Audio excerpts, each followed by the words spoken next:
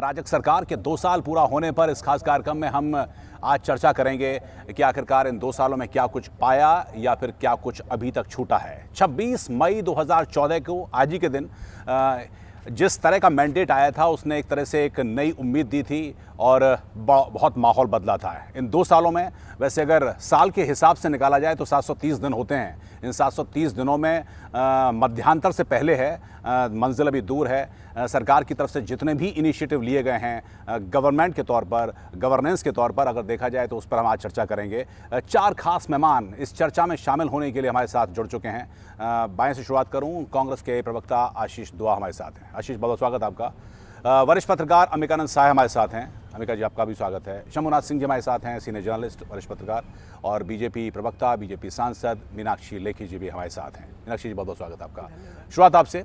हालांकि एंकर का जॉब तब डिफिकल्ट हो जाता है जब सब कुछ बहुत अच्छा लग रहा हो। आज पीएम ने जिस हिसाब से भाषण दिया है, कुछ घोषणा की है, लेकिन यही सवाल कि इन 2 सालों में कैसे देखती हैं सरकार के इस काम को। आज कांग्रेस ने एक पीसीबी की है, उन्होंने तो इसको कहा है कि this government is a government of advertisements. लेकिन इन 2 सालों में आप कैसे देखते हैं सरकार के कामकाज को? देखिए, फैक्ट ये है कि मीडिया के भीतर, जैसे ऑगस्टा वेस्टलैंड के मामले में भी सामने आया कि 50 करोड़ रुपया कुछ टीवी जर्नलिस्ट और चैनल्स को दिया गया था एक ऐसे मुद्दे को दबाने के लिए, ऑगस्टा वेस्टलैंड जैसे मुद्दे को दबाने के लिए। तो ये तो हालत है एडवर्टिजमेंट की और ये हालत है मीडिया की। और अगर मीडिया के हाथ में होता तो नरेंद्र मोदी कभी भारत के प्रधानमंत्री नहीं बनते, ये भी मैं लिखित में दे सकती हूँ। तो फैक्ट ये है कि आज भारत के प्रधानमंत्री नरेंद्र मोदी हैं, not because of the media but in spite of the media. और कांग्रेस को ये तकलीफ ज़रूर होगी कि उन्होंने मीडिया में इतना इन्वेस्ट किया जिसका कोई लाभ नहीं मिला और सरकार भी उनके हाथ में नहीं रही। और जहाँ तक इस सरकार का सवाल है, ये सरकार ने बेहतरीन काम किया है और वो आंकड़े बताते हैं, वो ज़मीन पर उतरी हुई सच्चाई बताती है और आने वाले 2 साल में उसका क्या इम्पैक्ट होने वाला है। अगर इसी रफ्तार से सरकार चलती रही तो चाहे वो ट्रेन्स हो, चाहे वो ई-कॉमर्स हो, चाहे वो टेलीकॉम हो, चाहे डिजिटल इंडिया हो, बेटी बचाओ बेटी पढ़ाओ का आपको साल भर का असर दिखाई दे रहा है। हरियाणा के अंदर जो सबसे खराब राज्य था जेंडर रेशियो को लेकर, तो हर जगह पर एक एक पॉलिसी का इफेक्ट दिखाई दे रहा है।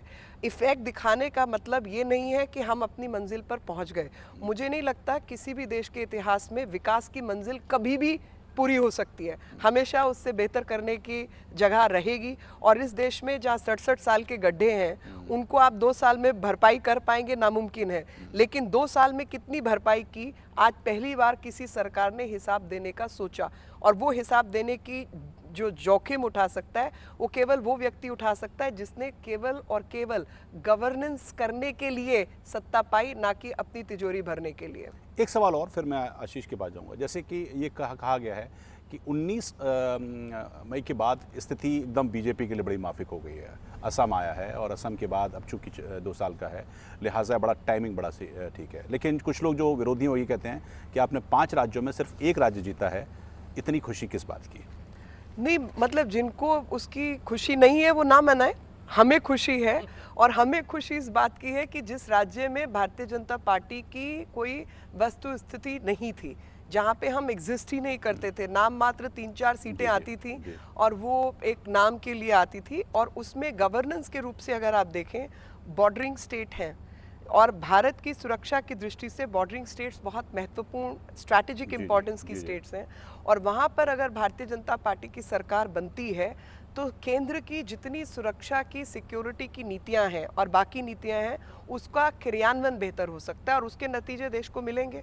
और यही कारण है कि आज दमखम के साथ हमारे जो मुख्यमंत्री हैं सर्बानंद सोनोवाल जी, दमखम के साथ कह सकते हैं कि मैं 2 साल के अंदर यहाँ पर बॉर्डर फेंसिंग करके दिखाऊंगा। तो ये दमखम तभी हो सकता है जब केंद्र सरकार और राज्य सरकार सिंक्रोनाइज तरीके से काम करें। और केंद्र सरकार भी दावे के साथ कहती है कि हम ये काम करेंगे तो करके दिखाया, चाहे वो एलपीजी हो, जनधन हो, कुछ हो। इतने बड़े बड़े आंकड़े आपने आज तक पहले सुने थे?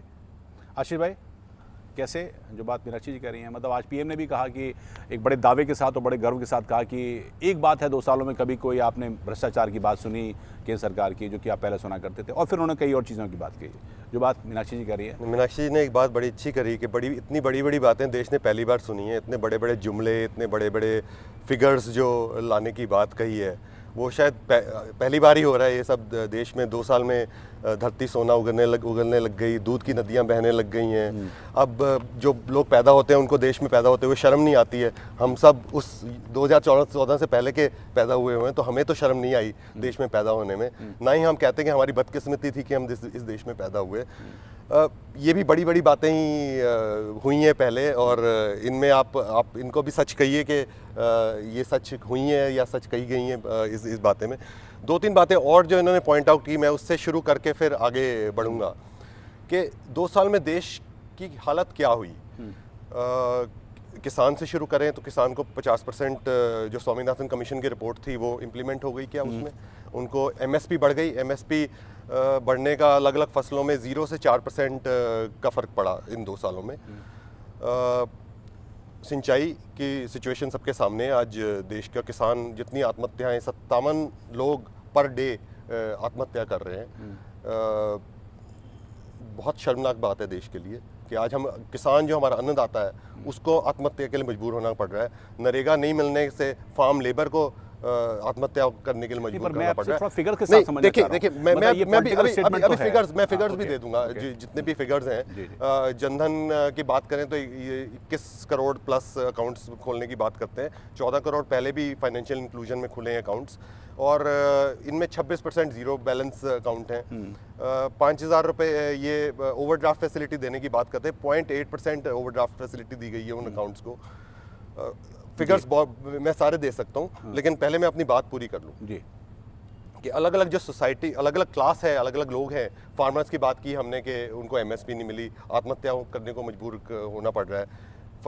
खाद नहीं मिलती है। खाद, हरियाणा की बात की इन्होंने, बहुत गर्व से बात करते हैं कि हरियाणा में यूरिया के नाम पर किसानों के ऊपर पहली बार लाठी चार्ज हुआ, और किसानों को अब आप लोग भी सब साक्षी हैं इस बात के कि पहली बार पुलिस स्टेशन में जाके खाद लेनी पड़ी। ऐसी सिचुएशन थी। दालों की सिचुएशन तो आपने देखा ही है कि हमारी सरकार तो 60 रुपये 70 रुपये किलो के ऊपर चली गई। आज 200 रुपये किलो दालें हैं जो मिडिल क्लास पे कर रही है इसको।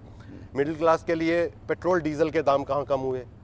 आपने 12 रुपये एक्साइज ड्यूटी पेट्रोल में बढ़ाई, 14 रुपये एक्साइज ड्यूटी डीजल में बढ़ा दी इन 2 सालों में। 8 बार एक्साइज बढ़ाई आपने, तो उसका असर किसके ऊपर पड़ा? हर तरह से, फार्मर से लेके और मिडिल क्लास तक उस चीज़ की दोहरी मार पड़ी। एक तरफ आप महंगाई कंट्रोल नहीं कर पाए, पेट्रोल डीजल के दाम कंट्रोल नहीं कर पाए, ना आप खाद दे पाए किसान को, ना आप रोजगार सुनिश्चित कर पाए। 4 करोड़ रोजगार मिल जाने चाहिए थे 2 साल में, 2 करोड़ पर ईयर के हिसाब से। लेबर मिनिस्ट्री का डाटा है 1,34,000 जॉब्स आए। इसमें दूसरी बात, जहां तक ये हम लेबर मिनिस्ट्री की बात करते हैं कि 1,34,000 रोजगार मिले, लेकिन आप ये नहीं देखते कि 17 सालों से एक्सपोर्ट्स डाउन है, जो मेजर जॉब प्रोवाइडर है एक अपने देश के लिए। उसमें कितने जॉब्स गए? लाखों जॉब्स गए हैं उसमें। तो आज जो कुल अगर देश की स्थिति हम कहेंगे जॉब्स के नाम पर, तो माइनस हुई है पिछले 2 साल में, प्लस नहीं हुई है। ठीक है, मैं आपकी बात को बहुत कुछ अच्छा, ठीक है, एक-एक करके लेंगे तो ज्यादा, क्योंकि आपने तो हाँ जी, क्योंकि अब मैं अगर कुछ भूल जाऊं, माफी चाहती हूं आप दोनों से, लेकिन पॉलिटिकल बात का जवाब पॉलिटिकली दिया जाए तो बेहतर है। देखिए, पहली बात तो मुझे खुशी हुई कि आशीष जी को 57 सालों बाद आज शर्म आई, पहली बार किसान की मृत्यु की। उससे पहले कभी इनको शर्म नहीं आई कि 57 किसान रोज मरते हैं। अगर इनके समय का डाटा उठाएंगे तो इससे ज्यादा ही होगा। और किसान को पानी नहीं मिल रहा, वो 2 साल में नहीं मिल रहा, उससे पहले पानी मिल रहा था, ये कहना चाहते हैं। 4% इरिगेशन फैसिलिटी है इस देश के अंदर, उसकी जिम्मेवार आज की एनडीए सरकार है। कांग्रेस सरकार जब तक रही, यूपीए सरकार तब तक रही, उसकी कोई जिम्मेवारी नहीं थी पानी पहुंचाने की। और जिस तरीके का भयंकर बयान, मेरे को तो कहते हुए शर्म आती है, लेकिन डैम्स में जब पानी नहीं था और अजीत पवार पवार ने जो बयान दिया था, इनके यहाँ पे मंत्री थे, वो बयान अगर मेरे यहाँ से किसी ने दिया होता ना तो पहले उसकी क्लास मैं ही लगा चुकी होती। हमारी तो पार्टी के नहीं थे फैक्ट अजीत ये पवार है, जी। फैक्ट ये है कि 67 सालों में जो काम होने चाहिए थे सिंचाई व्यवस्था को लेकर, वो कोई काम नहीं हुआ। पहली बार एक सुनिश्चित तरीके से, और उसका असर आपको अभी जब बारिश होगी उसका दिखाई देगा, सुनिश्चित तरीके से उस पर काम हुआ कि किस तरीके से आपको रोपण की स्थिति में, आपको नदियों को जोड़ने की स्थिति में, वाटरवेज बनाने की स्थिति में, पानी को रिजर्वायर में रोकने की स्थिति में, जो पानी समुद्र में बह जाता है उसको रोकने की स्थिति में, एक प्लान तरीके से जहाँ पे भी ड्राउट अफेक्टेड स्टेट्स है वहाँ पर काम हो रहा है। जो बार बार कहा जा रहा है कि चलते हुए पानी को हमको रोकना है, बहते हुए पानी को हमें जमीन के अंदर लेके जाना है ताकि ग्राउंड वाटर टेबल बढ़े। और ग्राउंड वाटर टेबल अभी 2 साल में कम हुई ऐसा नहीं है, वो बहुत पहले से कम है और उस पर कोई काम नहीं किया गया। और बल्कि मुझे हैरानी होती है और शर्म मुझे सच में आती है कि उत्तर प्रदेश जैसी ज़मीन जहाँ पे गंगा जैसी बड़ी नदियाँ बहती हैं और वहाँ पर ऐसे इलाके हो जहाँ पर ड्राउट हो, और बुंदेलखंड वगैरह, वो सब इलाकों में ड्राउट होने की स्थिति क्यों पैदा हुई? क्योंकि जो गंगा का पानी बह रहा है, जो बाढ़ में बह जाता है, बाकी जगह बह जाता है, उसको अपने व्यवस्थित तरीके से रिजर्वायर बना के कभी इकट्ठा करने की, पंपिंग स्टेशन लगाने की, चैनल्स और कनाल्स बनाने की कोई सुविधा ही नहीं की दी। तो हर राज्य की एग्रीकल्चर जो है वो ऐसी लिस्ट में है कि केंद्र सरकार उस पर नीति बना सकती है, लेकिन क्रियान्वयन हमेशा राज्य सरकारों के हाथ में होता है। तो क्रियान्वयन अगर राज्य सरकारें सही नहीं करेंगी तो जो पॉलिसी केंद्र सरकार बना रही है उसका लाभ उन सबको नहीं हो पाएगा। लेकिन पहली बार वाटरवेज और तमाम चीज़ों को लेकर कानून में बदलाव किया गया ताकि केंद्र सरकार उसमें सीधे तौर पर हस्तक्षेप करके वाटरवेज बनाए। अभी अगर अब दूसरा इन्होंने कहा खाद के लिए, हरियाणा का इनसे पूछिए बाकी पूरे देश का क्या हाल है। खाद के राइट्स होते थे इनके समय पर, चाहे उत्तर प्रदेश, आंध्रा, केरला, राइट्स होते थे। और उसका कारण ये था कि जो 8,000 करोड़ सब्सिडी है खाद की, वो सारी ट्रांसफर होती थी इंडस्ट्री को।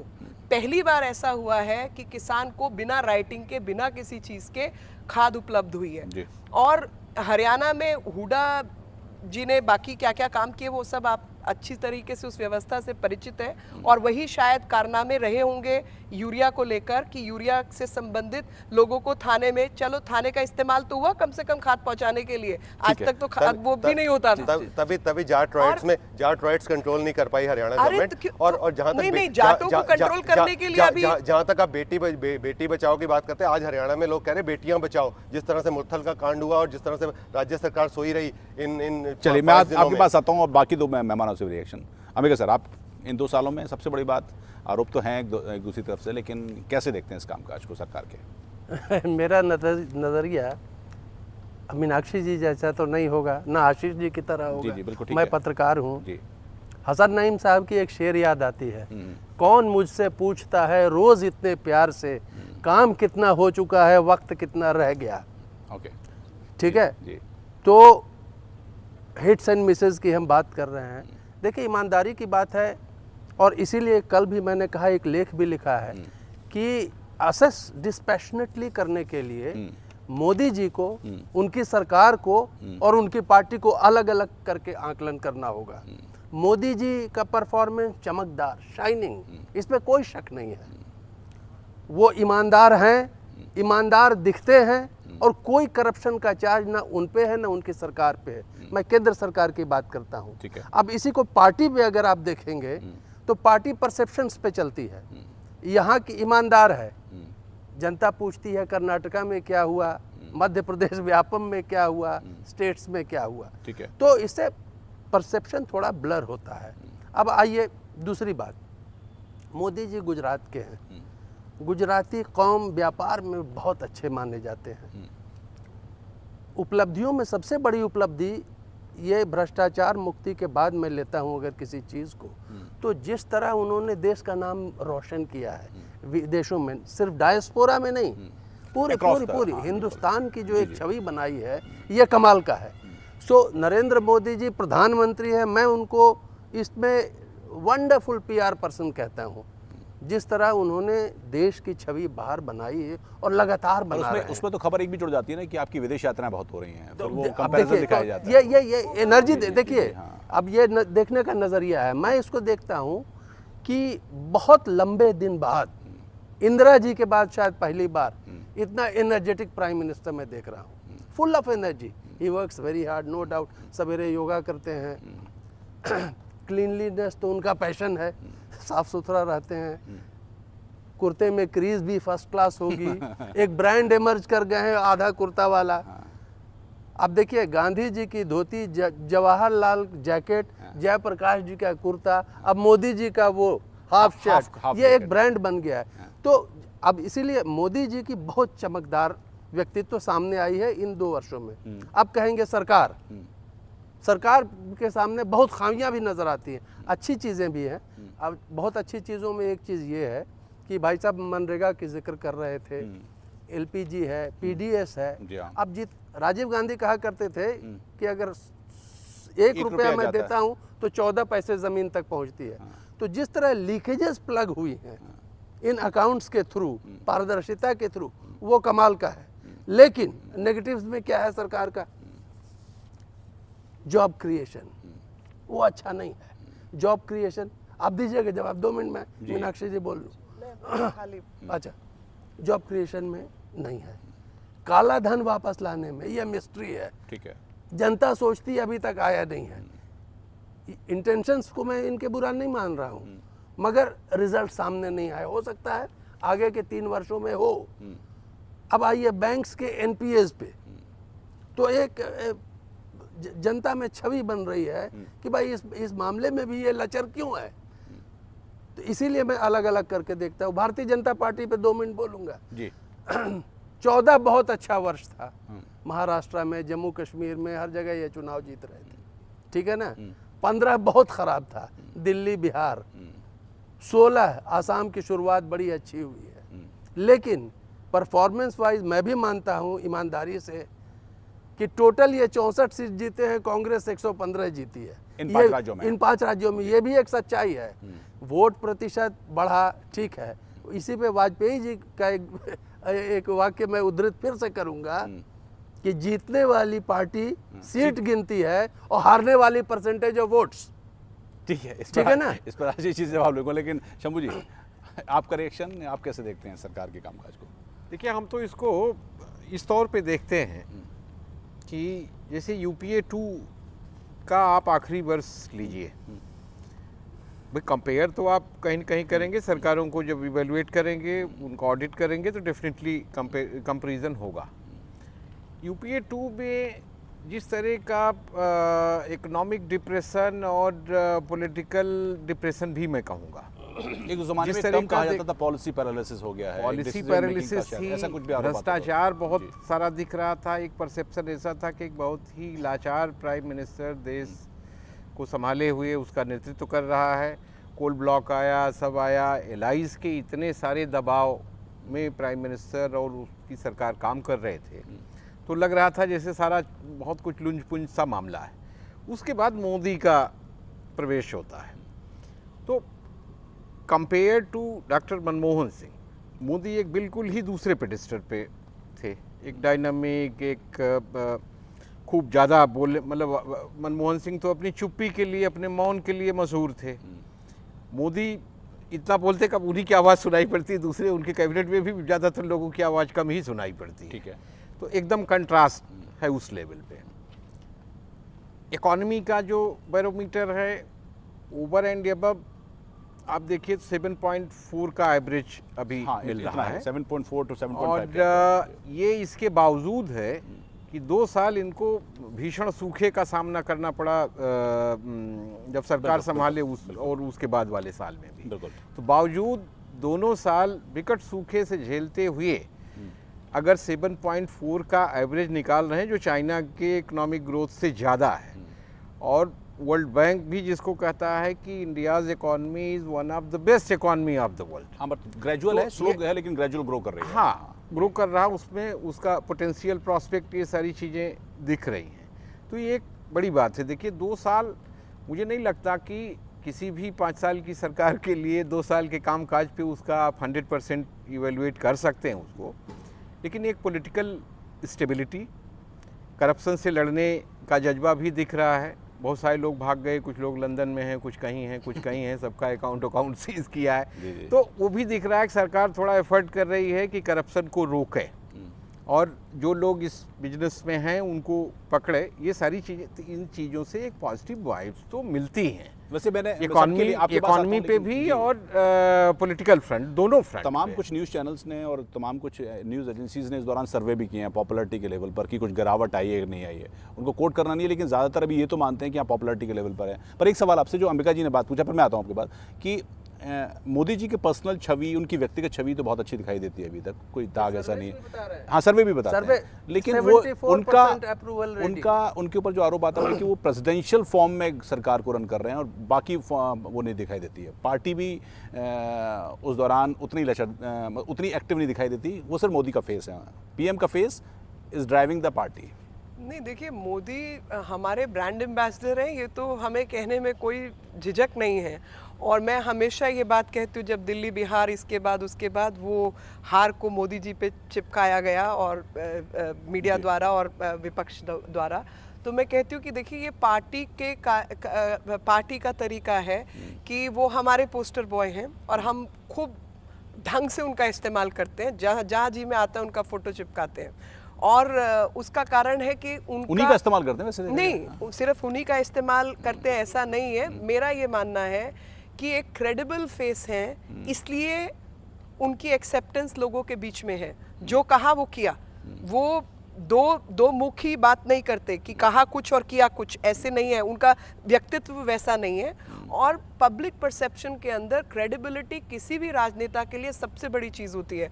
और जिस व्यक्ति ने क्रेडिबिलिटी खो दी, वो कितना ही भला व्यक्ति हो, वो जनता के बीच में अपना चेहरा लेकर दोबारा नहीं जा सकता। ऐसा मैं मानती हूँ कि इलेक्शनरिंग का जो सबसे बड़ा फॉर्मूला है, वो आप कुछ भी स्टेक पर लगा सकते हैं लेकिन अपनी क्रेडिबिलिटी नहीं लगा सकते। तो हमारा सबसे क्रेडिबल फेस जो है वो मोदी जी का फेस है, जिन्होंने जो कहा परफॉर्मेंस आधारित उन्होंने वो काम किए। दूसरी बात का मैं जवाब देना चाहती हूँ, जो अंबिका जी ने कहा जॉब क्रिएशन की। आप मुझे बताइए, 125 करोड़ के देश को आप नौकरी दे सकते हैं क्या?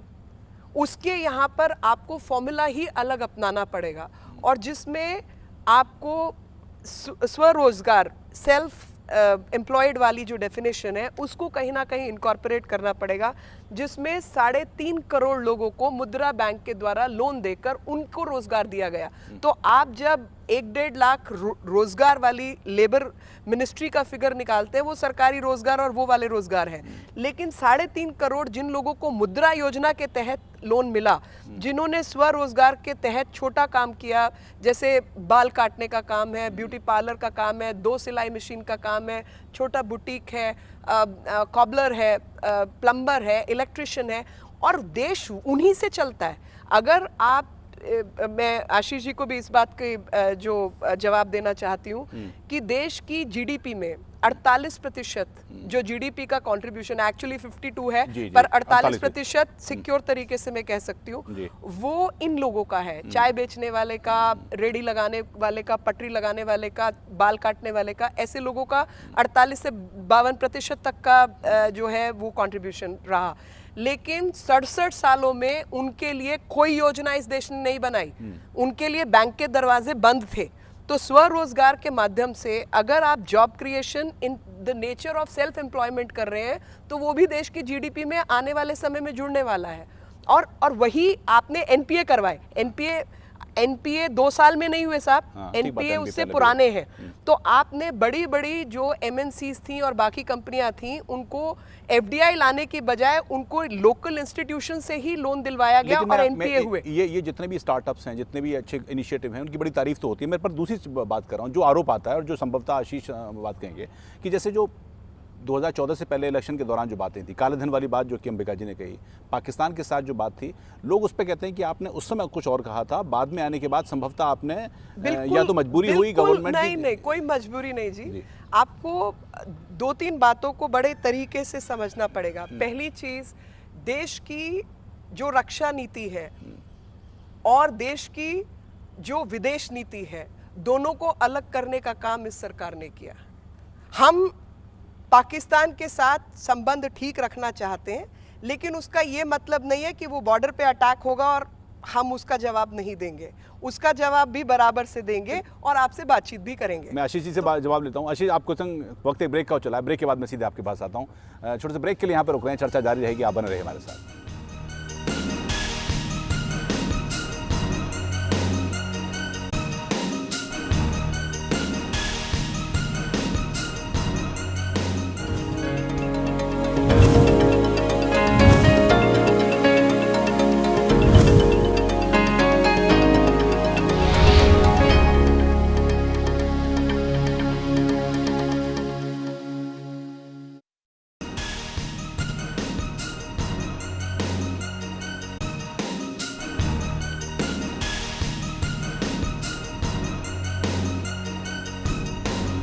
स्वागत आप सभी का। राजग सरकार के 2 साल पूरा होने पर जिस हिसाब से सरकार की तैयारी हैं, इसको सेलिब्रेशन के मूड में लाने के लिए, जनता को बताने के लिए कि सरकार ने इन 2 सालों में क्या कुछ अचीव किया है। ब्रेक में जाने से पहले आशीष, आपकी बारी थी, आप कुछ कहना चाह रहे थे और सबसे ज़्यादा तैयारी के साथ आप ही आए हुए लगते हैं इसमें पूरे। नहीं, ये तो मैं खाली नोट कर रहा हूँ, मीनाक्षी जी जो बोल रही हैं। अच्छा। और ये बोल रही थी कि हम अपने पोस्टर बॉय का भरपूर इस्तेमाल करते हैं। तो मैं थोड़ा सा रिक्वेस्ट करूँगा कि ज़्यादा इस्तेमाल मत कीजिए, बहुत ज़्यादा इस्तेमाल मत कीजिए। एक लॉ ऑफ डिमिनिशिंग रिटर्न्स होता है, जिसमें बहुत ज़्यादा इस्तेमाल करो तो उसकी वैल्यू धीरे धीरे कम होती जाती है। और मेरे ख्याल बीजेपी की और भारतीय जनता पार्टी के 2 साल के शासन में यही हुआ है।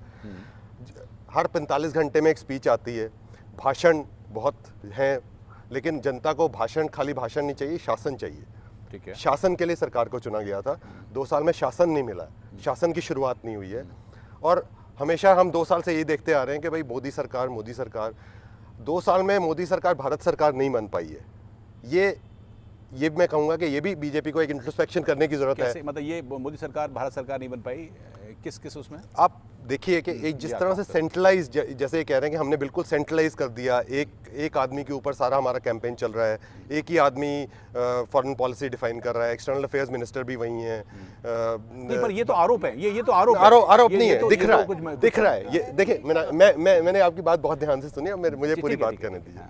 तो जहाँ तक फॉरेन पॉलिसी की बात है, तो अभी तक तो देश को किसी को समझ नहीं आ रहा कि फॉरेन पॉलिसी कहाँ से चल रही है। पीएमओ से, एनएसए से, एक्सटर्नल अफेयर्स मिनिस्टर तो कहीं दिखती नहीं है, जो कि उनका काम है। और जहाँ तक देश घूमने का सवाल है, तो ऐसे देश कुछ डाटा मैंने भी इकट्ठे किए, मैं बता देता हूं ऐसे देश चुने जा रहे हैं कि $63.12 बिलियन का एक तो रिजर्व हो चुका है। इस दौरान FDI inflows record new peak of $51.64 billion. इसके साथ जो आउटफ्लोज देखेंगे वो भी रिकॉर्ड हाई हुआ है। Okay. आप वो भी देखिए, तो उसको जब नेट फिगर लाएंगे तो वो एक्चुअल पता चल जाएगा। बिल्कुल मैं आउटफ्लोज की बात कर रहा हूँ। दूसरा जहाँ तक अगर जीडीपी के एक फिगर की बात करते हैं, जो कि जो डाटा, जो फिगर्स एक डिस्प्यूटेड है एज ऑफ नाउ के किस लेवल पे उनको काउंट होना चाहिए। और जीडीपी अगर इतनी अच्छी है तो जॉब्स कहाँ हैं, मैन्युफैक्चरिंग कहाँ है, रियल एस्टेट प्राइसेस कहाँ है, कहीं इंफ्रास्ट्रक्चर बनते हुए दिखता है, वो कहाँ पर है। ज़मीनी हकीकत जो है वो दिखाती है कि जीडीपी क्या है, किसके घर में कितना पैसा है। आपके जो डिपॉजिट रेट है that is lowest in 53 years in this year. और एक एमपी जो चुन के लाए हैं, उनका काम है कि वो क्वेश्चन कर रहे हैं कि रघुराम राजन जी जो आरबीआई गवर्नर हैं, उनको वापस भेज देना चाहिए शिकागो। नहीं, पर तो ये सरकार इस तरह ये खाली अटेंशन, मैं ये कहना चाहता हूँ कि all these are attention divergent tactics, जो आज की डेट में जो परफॉर्मेंस ऑन द ग्राउंड है, जो रियलिटी है, वो बहुत अलग है जिस तरह का दिखाया जा रहा है। नहीं तो इस तरह के स्टेज बना के 5 घंटे बॉलीवुड के सितारों को जमा करके दिल्ली में 5 घंटे का प्रोग्राम चलाने की 2 साल की सरकार को क्या ज़रूरत है? क्या सेलिब्रेशन करना चाहते हैं आप? किसानों की आत्महत्या को सेलिब्रेशन करना चाहते हैं आप? भुखमरी को सेलिब्रेशन करना चाहते हैं? उसके उलट में अगर कांग्रेस कुछ ऐसा कार्यक्रम कर लेती कि हम 2 साल में सरकार की खामियां बताते हैं, जहाँ तक भी प्रचार करने का अधिकार तो होना चाहिए। शुरू में मीनाक्षी जी ने प्रचार की बात की और ये किया कि कांग्रेस ने मीडिया का ज़्यादा इस्तेमाल किया, ज़्यादा पैसे दिए। तो मैं तो खाली विनम्र ये कहना चाहता हूँ कि शाइनिंग इंडिया शाइनिंग के एग्जाम्पल से हमने एग्जाम्पल लर्न कर लिया था, तो हम वो गलती ना हमने की और ना हम करने वाले हैं। आप कुछ कहना चाह रहे थे? नहीं, अच्छा। एक बात मैं और खत्म कर दूंगा। फॉरेन पॉलिसी के मुद्दे पे जहाँ तक हमने देखा है तो पड़ोस में इतनी पटकनी हमने पाकिस्तान से पहली बार खाई है। जो हम इतना गए उनके साथ, इतना हमने बढ़ाने की कोशिश की। चाइना के साथ भी आप हाफिज सईद कैसे जैसे आप देखिए जिस तरह से गुरदासपुर हुआ, पठानकोट हुआ, तो 26/11 नहीं हुआ था आपके समय पे? हम जाके मिठाई खा के नहीं आए थे। मिठाई आप यहाँ पे बिरयानी खिलाते थे रोज? आप पूछिए सलमान खुर्शीद साहब क्या करते थे? मिठाई खाने के बाद हमने इस तरह की पटकनी नहीं खाई थी। इस तरह से हम गुमराह नहीं हुए थे। आपके मणिशंकर अय्यर रोज वहाँ जाके बैठते थे। एक दिन हम ऐसे टॉक्स कॉल ऑफ नहीं करते थे और दूसरी दफा उसी हुर्रियत की प्रेजेंस में हमने दोबारा टॉक्स इनिशिएट नहीं किए। अरे आपने तो यूएन को दफ्तर दिया हुआ था कश्मीर वॉच के लिए दिल्ली के अंदर। बहुत सारे एग्जांपल हैं। नहीं, एग्जांपल तो मेरे को भी सारे याद है। ये आपका फ्लिप फ्लॉप जो है हुर्रियत वाला, फ्लिप फ्लॉप कुछ नहीं है, वो सारा दिख रहा है। ये कोई सारा। फ्लिप अच्छा चलिए, मैं आपकी फॉरेन पॉलिसी पर उन लोगों को पकड़ नहीं पाए जिन लोगों ने नारे लगाए थे। आपने कहा कि बहुत नारे लगाए थे, उन लोगों को कहाँ पकड़ पाए आप? नहीं, जेएनयू डिस्प्यूट, जेएनयू डिबेट अलग हो जाएगी। जेएनयू की डिबेट उसी बात, मैं ओके। सिर्फ परसेप्शन वाली बात पर आ रहा हूँ। आपने कहा फॉरेन पॉलिसी पर रिएक्शन बाकी लोगों से ले लेता हूँ, फिर आपके बाद फॉरेन पॉलिसी पर जैसे कहा। नहीं, उससे पहले कि एक बहुत महत्वपूर्ण मैं बात मीनाक्षी जी से कहूँगा, आशीष जी से भी कहूँगा कि मोदी सरकार, भारत सरकार की आप लोग बात कर रहे हैं, भारत को पहले समझना होगा। ये हीरो वर्शिप का देश है, तो आज मोदी हो रहा है, ये स्वाभाविक है। इंदिरा इसी देश ने देखा है, ठीक बात। जवाहरलाल को इसी तरह देखा, महात्मा गांधी को देखा, आप रामकृष्ण तक चले जाइए। ये देश ही हीरो वर्शिप का है और पोस्टर बॉय से ही यहाँ चलता है मामला। हाँ, we need hero, we need somebody. Yes, जिसको जनता फॉलो करती है। दूसरी बात, आप फॉरेन पॉलिसी की बात कर रहे थे। देखिए, जैसा मीनाक्षी जी ने कहा, उससे मैं अक्षरशः सहमत हूँ। पर पब्लिक परसेप्शन में डिफेंस और फॉरेन पॉलिसी को मिला दिया जाता है और वहीं से धुंध पैदा होती है। फॉरेन पॉलिसी एक चीज़ है, हमारी डिफेंस पॉलिसी एक है। डिफेंस की प्रायोरिटीज बिल्कुल अलग हैं।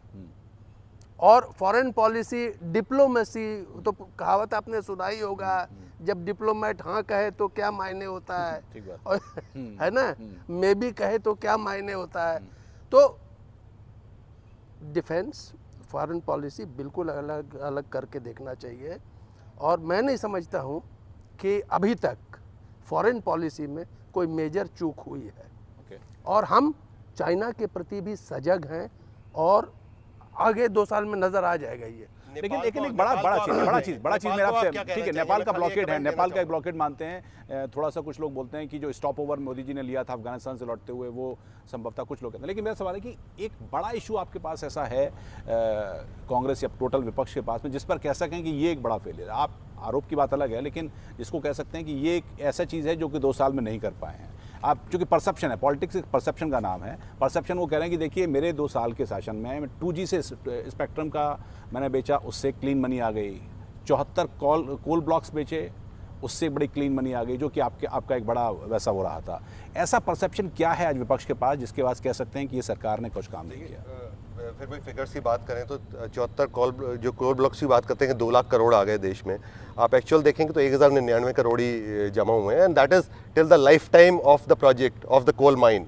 उसके उतने सालों में वो आएंगे, दैट इज एस्टिमेटेड। और उसमें भी अभी ये कैलकुलेशन होनी बाकी है कि कौन से कोल ब्लॉक की कौन से कोल की कितनी वैल्यू होगी, उसका कितना वो होगा, कितना रिटर्न आएगा और कितने सालों में आएगा। उनमें जो एलोकेशन हुए हैं उनमें बहुत मेजर तो अभी एक्टिवेट भी नहीं हुए हैं। तो अगर वो 33 ईयर्स की बात करते हैं तो 75 साल तक जाएगा। जिस तरह से अगर मेक इन इंडिया की बात करें, मेरा कहने का मतलब एक बड़ा ऐसा चीज़ जो कि आप कह सकते हैं कि नहीं ये एक ऐसा चीज़ रहा जिसको कि हम भुनाएंगे। जैसे प्लानिंग होती है ना पार्टी की, हम अगले साल में इस सरकार के खिलाफ इस तरह का कैंपेन चलाएंगे। देखिए, पिछली बार तो सेशन भी ठीक चल गया, इतने बिल्स पास करा दिए। वेंकैया नायडू जी ने तो आर्टिकल लिख दिया कि देखिए, हम और अच्छा काम तो कर ही रहे हैं, पार्लियामेंट भी अच्छे ढंग से चला रहे हैं। पार्लियामेंट का अच्छा चलाने का तो वो विपक्ष का कॉपरेशन होता है, जिससे पार्लियामेंट चलता है। मैं शंभू जी से लेता हूँ, फिर आता हूँ आपके पास। जी शंभू, कोऑपरेशन शायद थोड़ा ज़्यादा मिले आगे, क्योंकि पॉलिटिकल केमिस्ट्री में थोड़ा बहुत चेंज है। ओके। और मुझे लगता है कि बीजेपी को इसका फ़ायदा होगा, जो बंगाल और तमिलनाडु और यहाँ सबका जो ये हुआ है, तो पार्लियामेंट चलाने में तो ये होगा। एक बात से मैं असहमत हूँ जो मीनाक्षी जी ने भी कहा और सहाय जी ने भी कहा, किसी भी देश का जो नेशनल इंटरेस्ट होता है वो उसकी डिप्लोमेसी से, उसकी फॉरेन पॉलिसी से आप उसको अलग नहीं कर सकते। तो डिफेंस और होम और डोमेस्टिक पॉलिसीज़ हमेशा लिंक्ड होती हैं आपकी फॉरेन पॉलिसी से। अगर आपकी फॉरेन पॉलिसी की असफलता मानी जाएगी जो फॉरेन पॉलिसी आपके नेशनल इंटरेस्ट को प्रोटेक्ट न कर पाए, राइट। तो ये सब देश में होता है और सब लोग अपने नेशनल इंटरेस्ट को सामने रख के ही अपनी फॉरेन पॉलिसी बनाते हैं या उसमें थोड़ा बहुत जो भी चेंज करना होता है करते हैं। ये सेम आइडियोलॉजी वाले देश भी ये काम करते हैं। एक ज़माने का सोवियत यूनियन और चाइना भी अपने नेशनल इंटरेस्ट को ही सामने रख के वो इंटरनेशनल इंटरेस्ट नहीं रखते थे। तो नेशनल इंटरेस्ट को रख के फॉरेन पॉलिसी होगी और फॉरेन पॉलिसी का असली बैरोमीटर यही है, नंबर 1। हालांकि फॉरेन पॉलिसी के लेवल पे सरकार ने काम किया है काफ़ी, मतलब मुझे लगता है कि 2 ही फ्रंट पे सबसे ज़्यादा एक्टिविटी है, एक तो इकोनॉमिक फ्रंट पे और दूसरी फॉरेन पॉलिसी फ्रंट पे। अब अगर प्रधानमंत्री के डिप्लोमेटिक विजिट को आप पिकनिक वाले विजिट की तरह समझें तो फिर ये अन्याय होगा, वैसा नहीं करना चाहिए।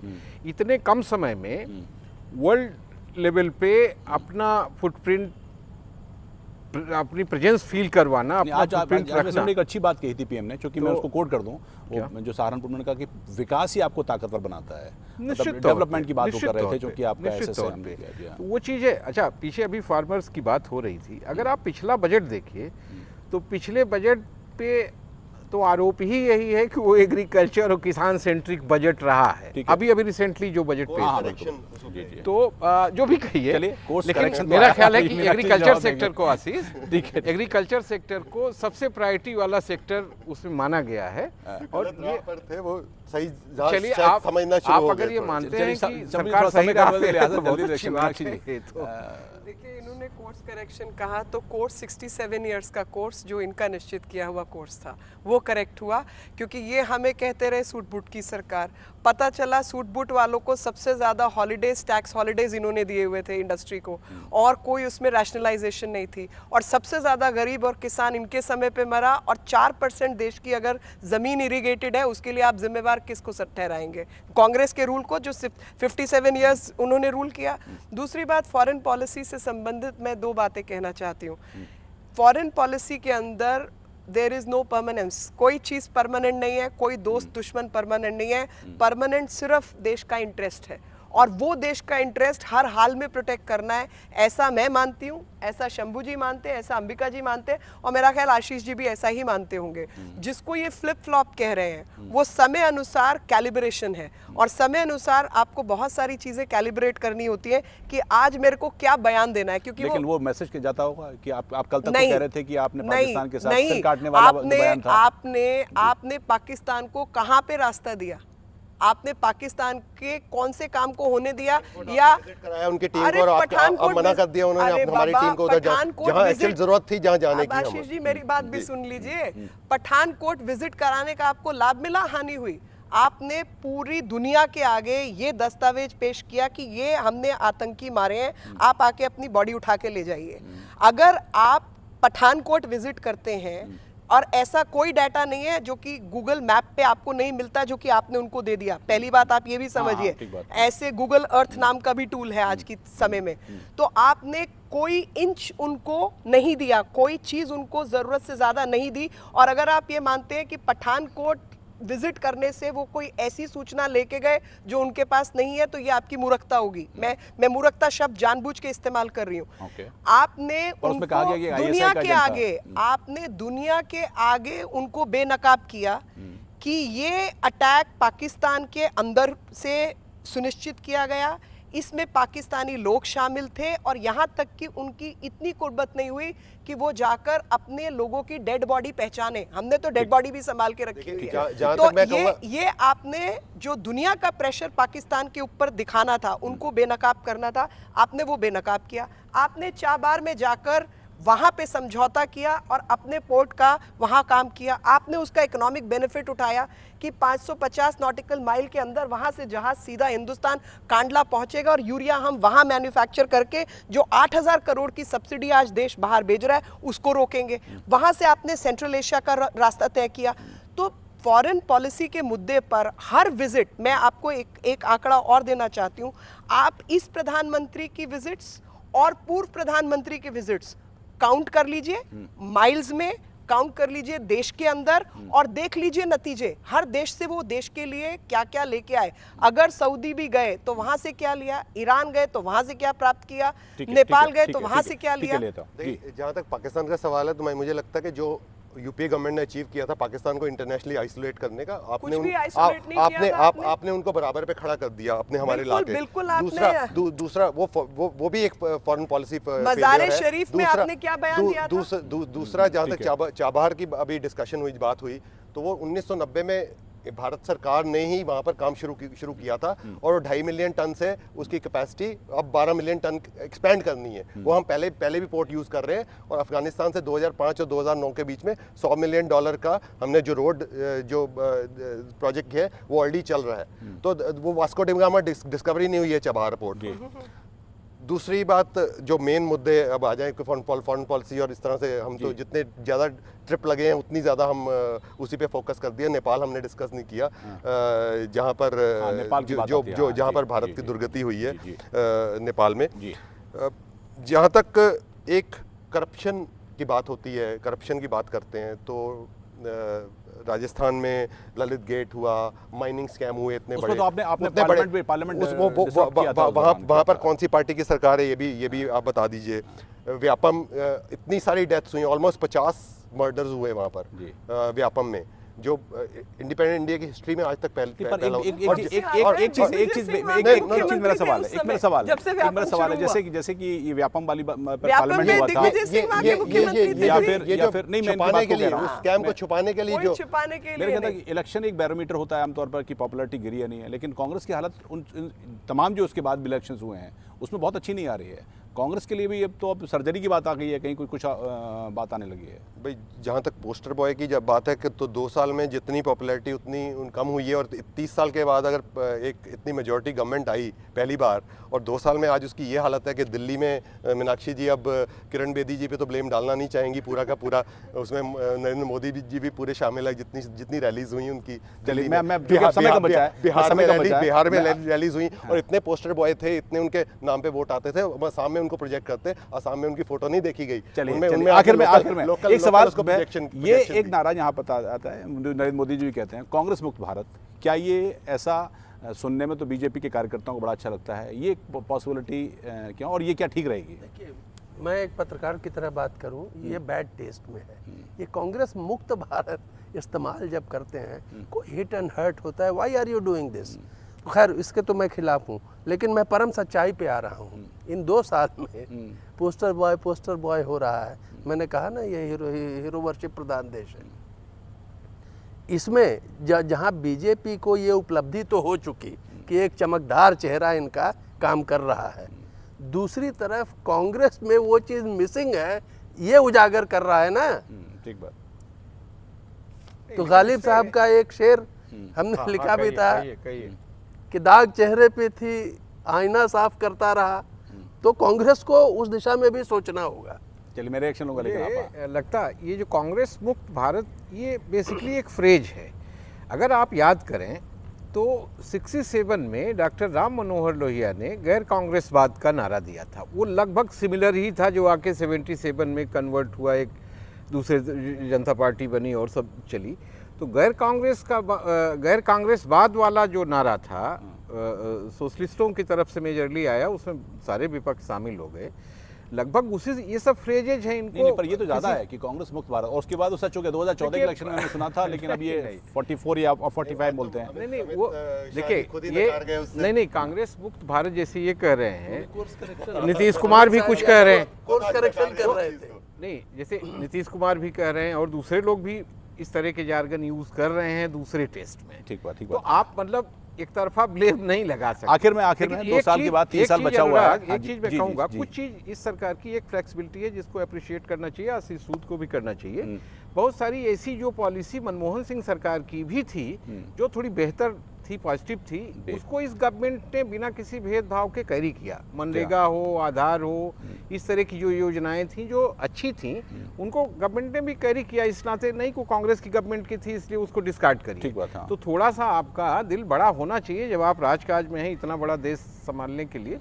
वो फ्लेक्सिबिलिटी भी थोड़ी बहुत तो दिखती है नहीं, भाई, ये बात ऐसे तो कही मतलब- थी पीएम ने कि सरकार अगर देश यहाँ तक पहुंचा है तो पिछली सरकारों का भी नेम योगदान चेंजिंग है। बहुत सारी स्कीम्स का किया, नहीं, लेकिन इसको आपको अप्रिशिएट करना चाहिए आशीष जी। पर गेम चेंजर नहीं बन पाया। जो जिस देश ने जिस काम के लिए चुना था, अच्छा, इनको 2 game साल में changing के लिए ऐसा लगा वो कि नहीं कर पाए। बहुत कमियां रही, मैं आपकी बात मानता हूँ, लेकिन कुछ ऐसी चीज़ लगी जिसमें आप कह सकें कि हाँ चलिए ये तो कम से कम ठीक है, वो कोर्स करेक्शन ही सही, लेकिन कुछ ऐसा लगता है कि जिसमें आप कहीं कुछ नंबर देना चाहें कि इस सरकार ने ऐसा किया है, यही डिफिकल्ट होगा। 2 साल में तरक्की हुई तो लूज कैनन्स की तरक्की हुई, जो कहीं भी कुछ भी बोल देते हैं इनके नेता, मंत्री, एमपी। पर ये तो आपके ऊपर भी लगेगा आरोप, आपके यहाँ भी ऐसे सांसद थे जो कि बोल देते थे। ऐसा नहीं है कि दिग्विजय सिंह जी के लिए कई दफे हम लोग खबरें पढ़ते थे कि ऑफिशियल प्रवक्ता मना करते थे कि सरकार का सार्वजनिक बयान नहीं। आखिर में कोई साक्षी साधु ही नहीं है। 2 साल तो हो चुके, 3 साल का है, और अब ये हर बार माइक्रोस्कोपिक लेंस से देखा जाएगा। यूपी आने वाला है, फिर 2019 आएगा, ये आगे का सफर कैसे देखते हैं आप? देखिए,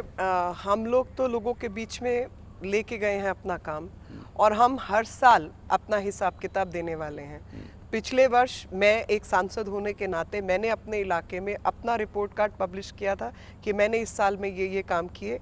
कल फिर मैंने क्या क्या काम किए वो मैं नेट पर डालने वाली हूँ कि मैंने ये काम किए। तो ये एक तरीका है जिसके लिए जनता ने चुना। मैं इसकी गारंटी नहीं ले सकती कि 67 साल के सब गड्ढे में भर दूंगी, लेकिन मैं उस काम में जुटी हुई हूँ, ये मैं आपको बताना चाहती हूँ। तो आज का जो माहौल है वो माहौल इसी बात का है।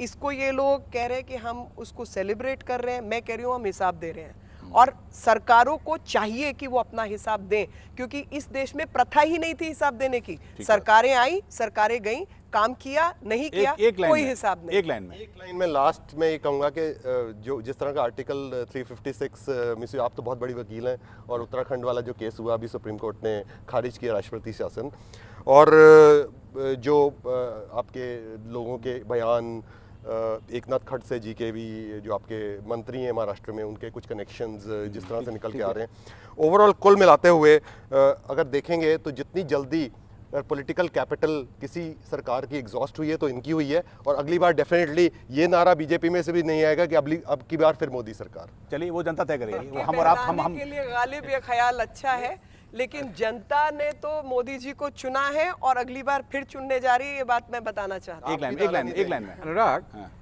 एक चीज जरूर देखने में आ रही है कि गवर्नेंस के लेवल पे, जैसे डिजिटल इंडिया वाला मिशन है, तो थोड़ी सी ट्रांसपेरेंसी दिखाई दे रही। पहले सरकारी चीज़ें बहुत ढकी छुपी रहती थी, अब सारी चीज़ें धीरे धीरे ओपन हो रही। ये एक अच्छी बात है, इससे सरकार की अकाउंटेबिलिटी के लिए भी दबाव वो पड़ेगा। चलिए उम्मीद है कि हम 3 साल में, हालांकि मीनाक्षी जी से ज़्यादा सवाल होने चाहिए थे, लेकिन मैंने जैसे कहा कि एंकर के लिए डिफिकल्ट है कि जब बहुत सी चीज़ें निकालनी हो। एक सवाल मैं मीनाक्षी जी से नहीं सर, समय नहीं है, क्योंकि समय नहीं है, आप पूछ लीजिएगा। आप कुछ कहना चाह रहे हैं? एक सेंटेंस बोलूंगा जी, मीनाक्षी जी से भी, आशीष जी से भी, कि देखिए ये देश पिछले कई दशक से देख रहा है कि कांग्रेस और बीजेपी में झगड़ा हो रहा है। परम सच्चाई ये है कि ग्रासरूट लेवल पे रीजनल पार्टीज बढ़ रही हैं, उनसे टकराएगा। तो और बीजेपी के लिए अगले चुनौतियां चुनाव की होंगी, बात आ बीजेपी के रही लिए। है, देखिए उसको अंडर एस्टिमेट नहीं किया जा सकता है। ठीक बात। मैं आधी लाइन में ये कहूँगा, देश आज ये पूछ रहा है 2 साल में दीजिए हिसाब, किसका साथ, कहाँ है विकास। चलिए आप खैर आप लेकर आए ये, पर देखना होगा कि आखिरकार ये तो खैर जनता तय करेगी कि 2 साल के हिसाब, या फिर अब चूँकि 3 साल बचे हैं, सबका साथ सबका विकास, ये नारा भी है। बहुत धन्यवाद मीनाक्षी जी समय निकालने के लिए। शंभू जी आपका भी शुक्रिया, अंबिका सर आपका भी धन्यवाद, आशीष आपका भी बहुत धन्यवाद। यहाँ तो इस खास कार्यक्रम में जानने की कोशिश की अपने चारों मेहमानों से कि 2 सालों में सरकार का सफ़र कैसा रहा, हिट क्या रहे और मिसेस क्या रहे। उम्मीद है आपको ये कार्यक्रम पसंद आया होगा। बहुत धन्यवाद।